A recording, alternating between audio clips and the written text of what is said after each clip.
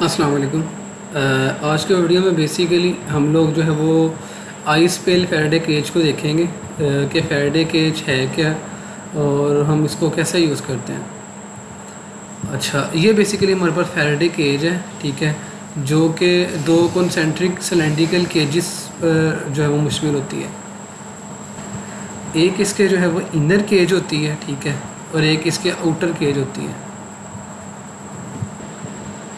Faraday cage को basically हम लोग जो है वो प्रेजेंस ऑफ एक्सेस चार्ज को बेसिकली डिटेक्ट करने के लिए यूज़ करते हैं। अच्छा, इसमें बेसिकली हम लोग क्या करते हैं कि कोई भी चार्ज पार्टिकल, ठीक है, उसको इसके इनर जो है वो हैंग कर देते हैं, ठीक है, तो इसके जो आउटर है उसमें भी सेम चार्ज आ जाता है। अच्छा, अब उस चार्ज को जो है वो डिटेक्ट करने के दो तरीके हैं। यहाँ तो हम लोग जो है वो इलेक्ट्रोमीटर यूज़ कर लें, ठीक है, या एक दूसरा मेथड है जिसके थ्रू हम बता सकते हैं कि कितना बेसिकली चार्ज जो है वो इस केस पे है, जो हमने ऑब्जेक्ट बेसिकली हैंग किया है उस पर हमारे पास कितना चार्ज है, पॉजिटिव चार्ज है या नेगेटिव चार्ज है, और कितने कूलम बेसिकली चार्ज है उस पर, तो वो हम लोग बता सकते हैं। अच्छा, वो हम कैसे बता सकते हैं वो हम लोग अभी देख लेते हैं।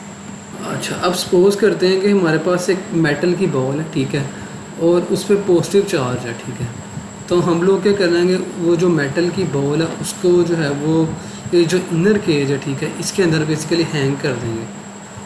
तो होगा क्या, अगर अब उस पर पॉजिटिव चार्ज है तो जो केज पे बेसिकली नेगेटिव चार्जेस होंगे वो, और जो पॉजिटिव हैं ये आपस में करेंगे अट्रैक्ट करेंगे। तो इसका क्या मतलब है कि इनर केज के अंदर बेसिकली जो इलेक्ट्रिक फील्ड है, जो बेसिकली वोल्टेज होंगे वो ज़्यादा होंगे as compare to outer most है।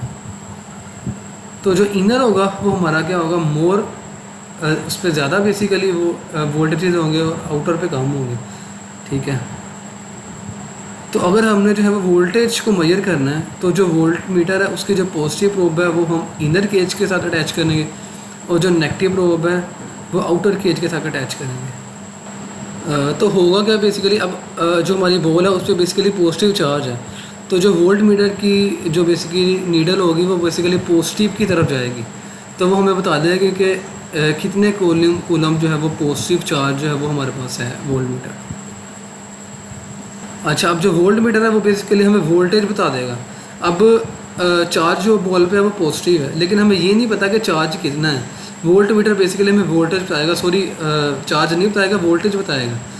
तो जो बेसिकली नीडल होगी वोल्ट मीटर की वो पॉजिटिव की तरफ मूव करेगी। इसका क्या मतलब है कि जो हमारा बॉल है उस पर पॉजिटिव चार्ज है, लेकिन अभी हमें ये नहीं पता कि जो पॉजिटिव चार्ज है वो कितना है, लेकिन हमें वोल्टेज का पता चल गया है कि बेसिकली उस पर वोल्टेज कितना है। वोल्ट मीटर से हमने मेजर कर लिया है कि बेसिकली इतने वोल्ट बेसिकली उस बॉल पे बेसिकली हमारे पास चार्ज है।